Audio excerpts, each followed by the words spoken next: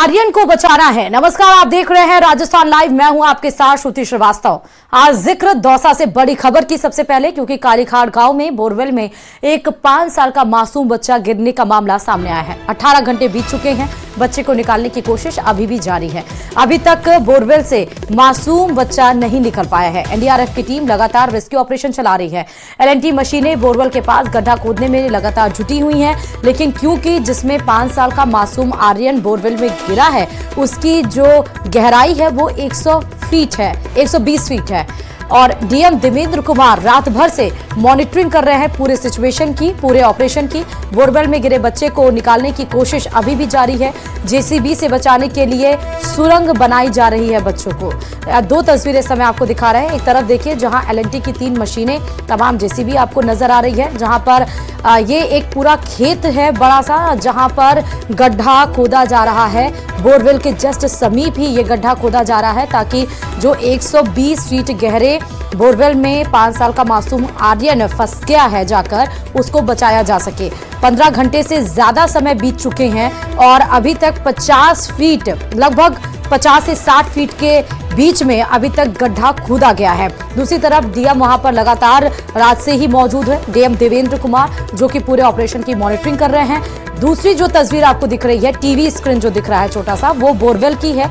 कैमरे के जरिए वहां पर जिस बोरवेल में मासूम आर्यन फंसा हुआ है, उसकी फुटेज निकलकर सामने आई। बोरवेल में एक लंबा सा पाइप आपको दिख रहा है, वो बोगी है और उसी जगह पर आर्यन जाकर फंस गया है। तीसरी तस्वीर जो है, क्योंकि गड्ढा खोदने में 120 फीट की गहराई बहुत ज्यादा लंबी होती है। 15 घंटे से रेस्क्यू ऑपरेशन वहां पर अगर जारी है और अभी तक 50 से 60 फीट के अंदर अगर अभी गड्ढा खोदा गया है, तो आप सोचिए कि और कितना समय लग सकता है। 15 घंटे से ज्यादा बीत चुके हैं, जिसमें बच्चा अभी उस गड्ढे के अंदर, उस बोरवेल के अंदर फंसा हुआ है। 5 साल का मासूम बच्चा है। और उसके बाद जो तीसरी तस्वीर है, क्योंकि सिचुएशन बहुत ज्यादा कठिन है और अलग अलग तरीके से जो भी कोशिशें की जानी चाहिए, वो कोशिश एनडीआरएफ और एसडीआरएफ टीम के द्वारा की जा रही है।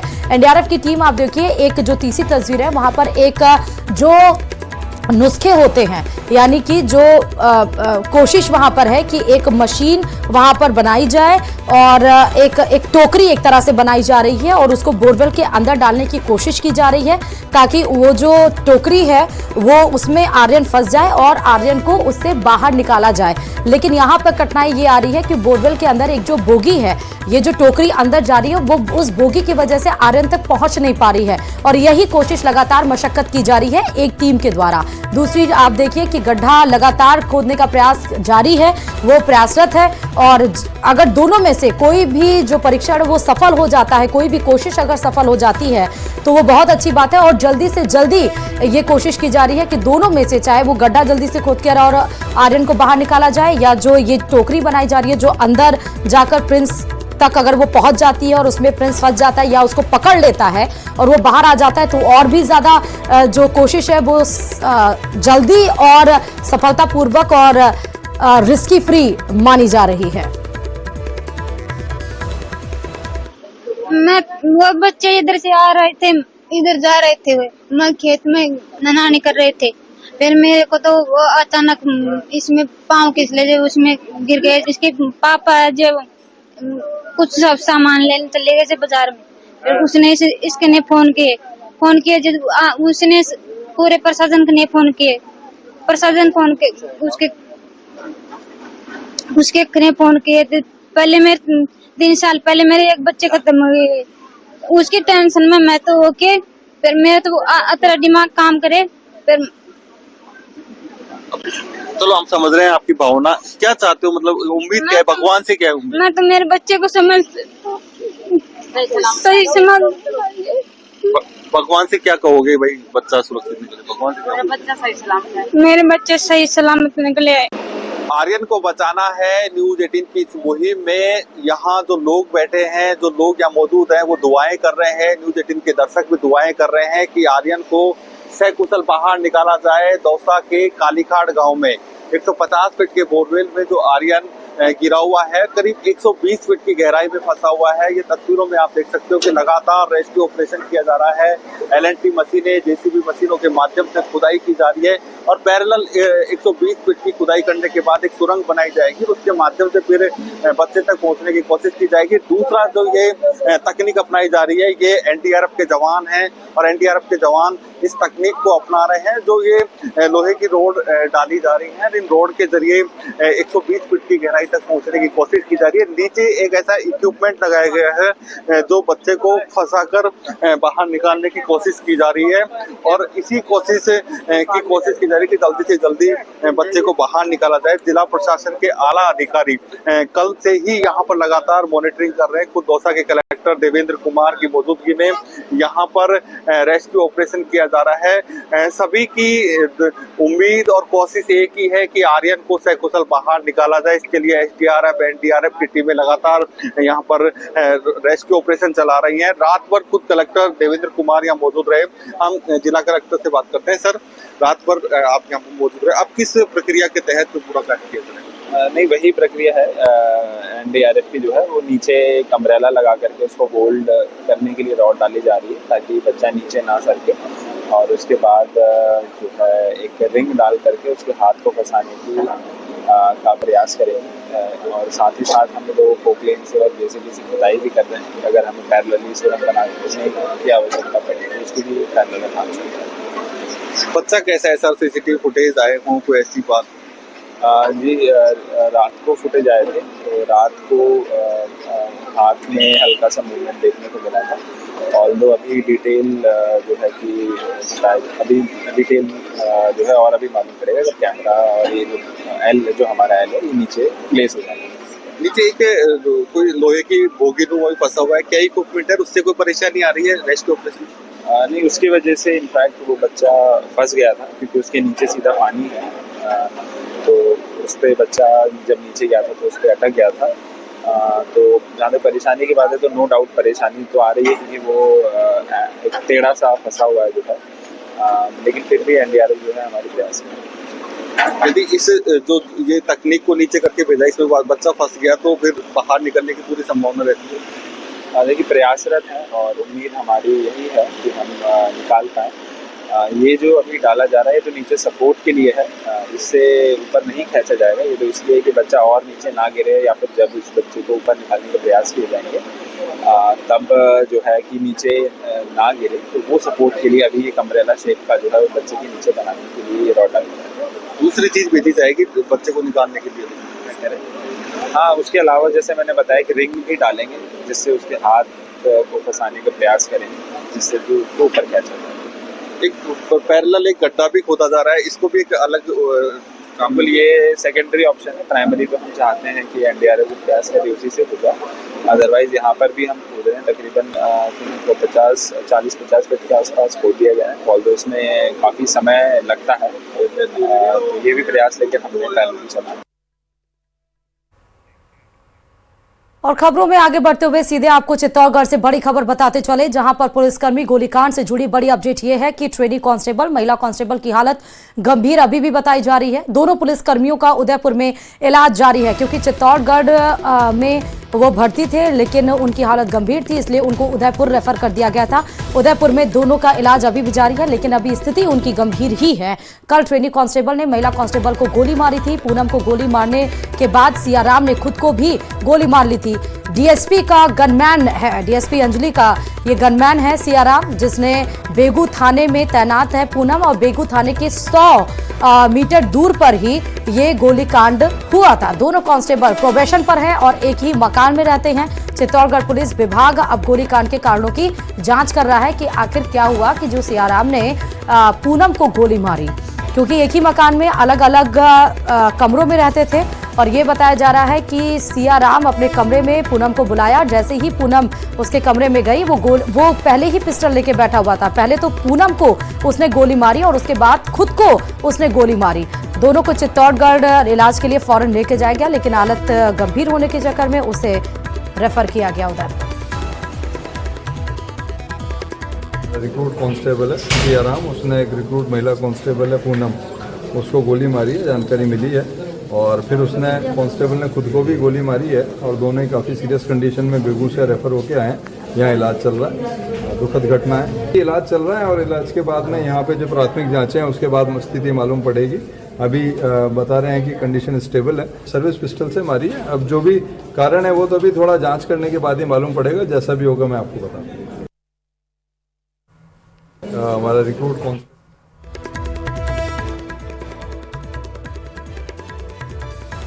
तो ज्यादा जानकारी के साथ संवाददाता पीयूष इस खबर पर जुड़ चुके हैं। पीयूष, अभी अपडेट क्या है दोनों कांस्टेबल की और क्या वजह चल पाई है पता, क्योंकि कल शाम 6:30 बजे की ये घटना है। अभी उस जांच में जुटे हुए हैं और इन दोनों का इलाज जो है उदयपुर के चिकित्सालय में जारी है। दोनों की गंभीर हालत बताई जा रही है। एकाएक जो घटना हुई उसका पुलिस महकमे में खलबली मच गई है, क्योंकि ये जो दोनों थे वो प्रोबेशन में थे, प्रशिक्षित पुलिसकर्मी थे दोनों और आसपास के दोनों क्वार्टर थे इनके। और एकाएक इस तरह की घटना से निश्चित रूप से पुलिस महकमे में खलबली मची हुई है और वो अभी इस जांच में जुटे हुए हैं। फिलहाल इन दोनों की जो जिंदगी है उसके बचाने के प्रयास किए जा रहे हैं, जिसके बाद ही सारी कहानी जो है वो खुल के सामने आएगी। जी, एक गंभीर मसला है पीयूष। कोई ऐसी जानकारी जो पुलिस को उनके इस गोली कांड के बारे में पता चल पाए, या आप आसपास के जो लोग हो, प्रत्यक्षदर्शी हो, उन्होंने कुछ बताया हो? जी देखिए, वहां पे जिस तरह के हालात थे वो थाने से 100 मीटर की दूरी पर ये दोनों क्वार्टर थे, दोनों आसपास के क्वार्टर थे। और उस समय एक वहां पर महिला जो थी वो मौजूद थी, उसके सामने ये पूरे घटनाक्रम हुई। लेकिन जैसे ही गोली चली और जिस तरह से हालात बने, वो महिला जो थी प्रत्यक्षदर्शी वो भी बेहोश हो गई। तो उन्हें उसे भी बेगू के चिकित्सालय में उसका भी उपचार किया जा रहा है फिलहाल। और सारी जानकारी जो है इनके दोनों के सही होने पर या फिर कहीं और से जो है उनकी सहेली जो थी, जो प्रत्यक्षदर्शी थी, उसके सामने जो जानकारी उसके द्वारा ही जानकारी मिल पाएगी। फिलहाल अभी पुलिस जो है वो जांच में जुटी हुई है। जी, और क्या ये दोनों ही बेगू थाने में तैनात थे प्रोबेशन पीरियड जी, में? जी हाँ, प्रोबेशन में ये दोनों वो पुलिसकर्मी जो है, महिला और पुरुष जो है वो दोनों बेगू थाने में ही तैनात थे। जी, जरा इनके कैरेक्टर को डिकोड करिएगा पीयूष। किस तरह के ये व्यक्ति हैं, किस तरह का इनका रवैया रहा है लोगों के साथ, कुछ पता चल पाया? हाँ। जी बिल्कुल, इस बारे में अभी चूंकि अभी कोई घटनाक्रम जो है उसका पूरा कहानी जो है वो सामने आना बाकी है। ये तफ्तीश पुलिस के जो आला अधिकारी वो कर रहे हैं, उनसे बातचीत करने के बाद ही खुल के सामने आएगी पूरी कहानी। जी पीयूष, क्योंकि डीएसपी का गनमैन रहा है सियाराम, तो क्या डीएसपी से बातचीत हुई है कि किस तरह का उनका वर्किंग स्टाइल था, कैसा नेचर था? क्योंकि साथ ही रहते होंगे तो हो सकता है उनको जानकारी हो कुछ। जी देखिए, इनका जो समय था वो ज्यादा नहीं हो पाया। अभी 3-4 महीने से ही ये तैनात थे और इस तरह की जो घटना है वो निश्चित रूप से पुलिस वालों के लिए भी सोचनीय विषय बना हुआ है कि आखिरकार ऐसे क्या चीज रही कि ये इस तरह का कदम उठाना पड़ा। फिलहाल पुलिस जो आला अधिकारी है वो किसी भी बात को बताने से अभी नहीं बता रहे हैं। वो पूरी जांच के बाद ही खुलासा कर पाएंगे कि आखिरकार घटनाक्रम क्या रहा, ऐसे हालात क्यों बने। ठीक है, बहुत शुक्रिया पीयूष तमाम जानकारी देने के लिए खबर पर। और चलिए कोटा से भी बड़ी खबर आपको बताते चले, जहां नाकाबंदी तोड़कर भागे गौ तस्कर। नाकाबंदी तोड़ने की लाइव तस्वीरें आप सामने आ चुकी हैं। दरअसल जब इनके ऊपर कार्रवाई की गई तो नाकाबंदी तोड़कर गौ तस्कर वहां से भाग निकले। लाइव तस्वीरें अभी आपके सामने आएंगी। पुलिस ने 1 किलोमीटर तक पीछा किया। पीछा कर ट्रक के टायर पुलिस ने फोड़ दिए ताकि ट्रक डिसबैलेंस हो गए, अनियंत्रित हो जाए, वो रुक जाए और पुलिस उन तक पहुंच पाए। एक बदमाश को पुलिस ने पकड़ भी लिया, लेकिन एक फरार हो गया। पुलिस ने ट्रक से 28 गौवंश बरामद किए हैं। तस्वीरें देखिए आपके सामने हैं। देखिए कितनी तेजी से रफ्तार से भागता हुआ आपको एक ट्रक दिखाई दे रहा है। पुलिस की बैरिकेडिंग है दोनों तरफ और बैरिकेडिंग के बीच में वो भाग रहा है। जैसे ही ट्रक रफ्तार पकड़ता है उसके बाद आप देखिए एक पुलिसकर्मी सिविल ड्रेस में है और उन्होंने बैरिकेडिंग गिरा दिया ताकि वहां पर डिसबैलेंस हो जाए और ट्रक रुक जाए। लेकिन उसके बाद भी उस बैरिकेडिंग को पार करते हुए, उसको रौंदते हुए ट्रक तेज रफ्तार में आगे बढ़ता है। ये पहली तस्वीर हो गई। दूसरी तस्वीर आप देखिए कि पुलिस 1 किलोमीटर तक पीछा करती है और पुलिस की कोशिश यही रहती है कि जो ट्रक में गौवंश भरकर ये तस्कर लेके जा रहे हैं वो कम से कम ट्रक तो रुक जाए और तस्कर को पकड़ा जा सके। इसीलिए एक पहिए को फोड़ने की कोशिश की, उसमें पुलिस सफलतापूर्वक मतलब सफल हुई है और एक ट्रक के पहिए को उसने फोड़ दिया अचानक से। फिर उसके बाद पहिए फोड़ने के बाद वो डिसबैलेंस हुई और ट्रक रुक गया। अब जब ट्रक खोला गया तो पुलिस खुद हैरान हो गई क्योंकि 28 गौ उसमें भरे हुए थे। एक गौ तस्कर को तो पुलिस ने पकड़ लिया, लेकिन एक गौ तस्कर फरार हो चुका है।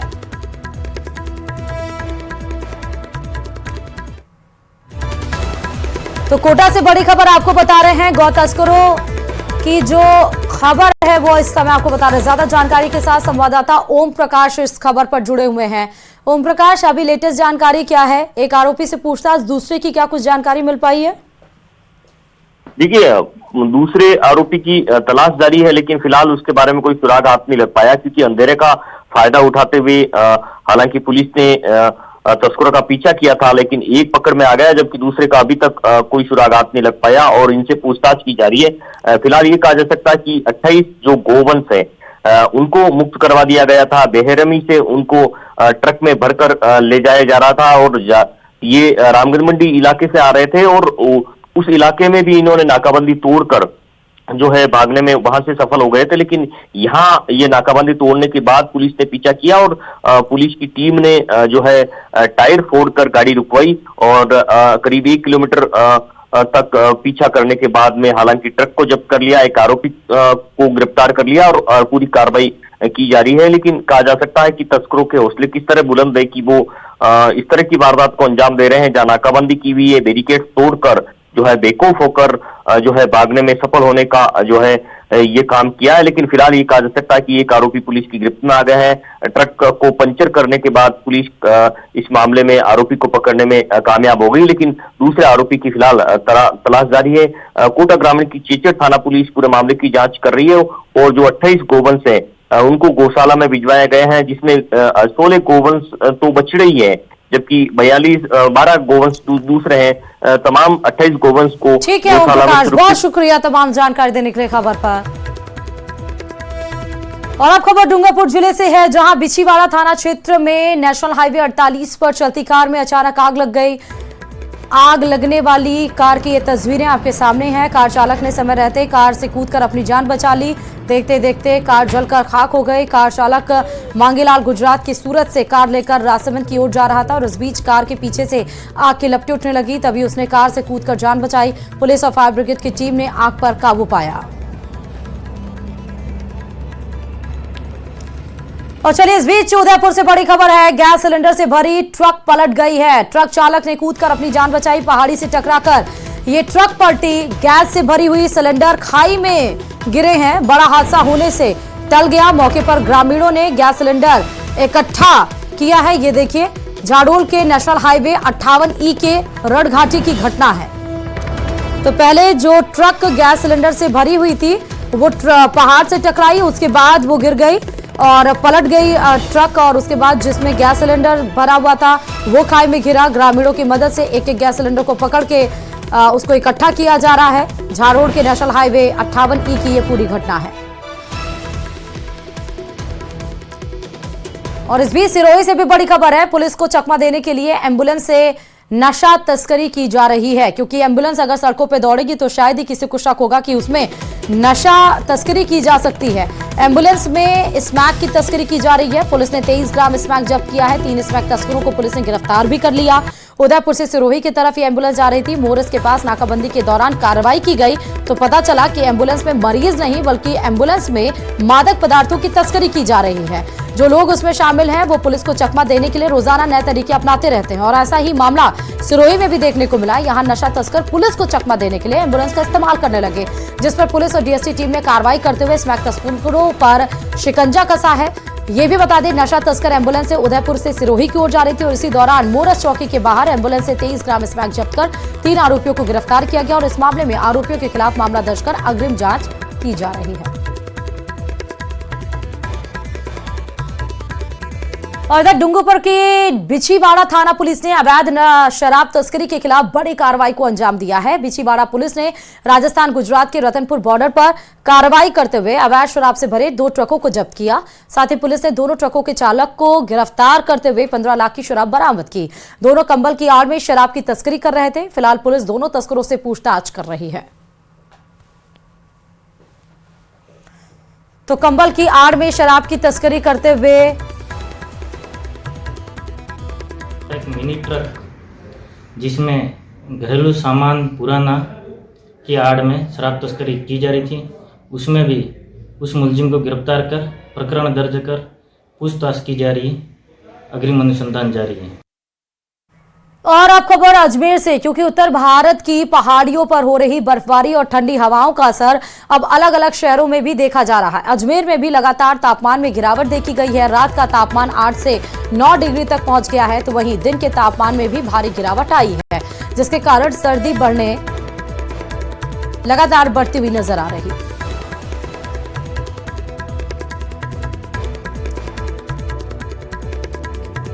तो आसपास के राज्यों में, पहाड़ी राज्यों की बात करें तो वहां पर बर्फबारी हो रही है, चाहे शिमला ले लीजिए और देहरादून ले लीजिए, लेकिन इस बीच में जो आसपास के जिले हैं, जैसे कि राज्य हैं, जैसे राजस्थान हुआ, उसमें भी ठंड का असर दिखने लगा है। रात का तापमान 8 से 9 डिग्री दर्ज किया जा रहा है, तो वहीं दिन के तापमान में भी गिरावट आई है और इससे लगातार ठंडी बढ़ने लगी है। ठंड इतनी बढ़ गई है कि लोग अलाव का सहारा ले रहे हैं। आप देखिए जगह जगह आग जलाकर।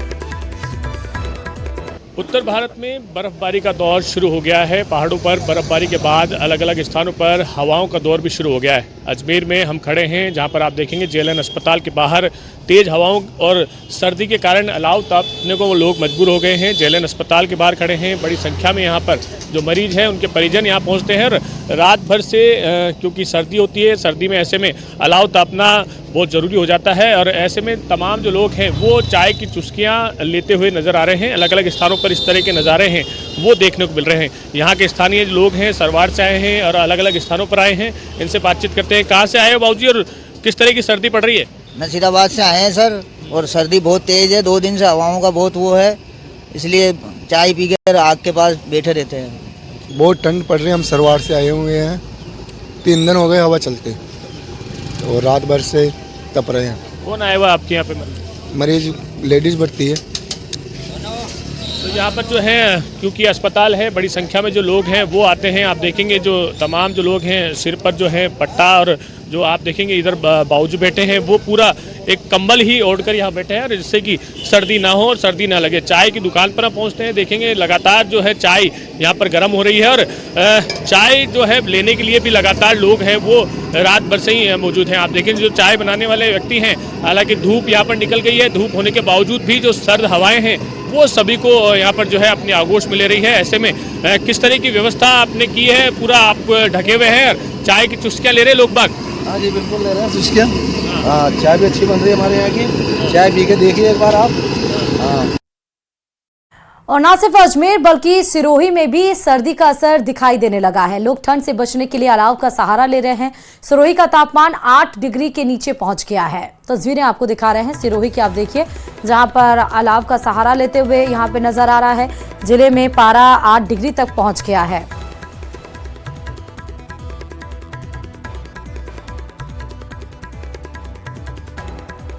और चलिए इसी के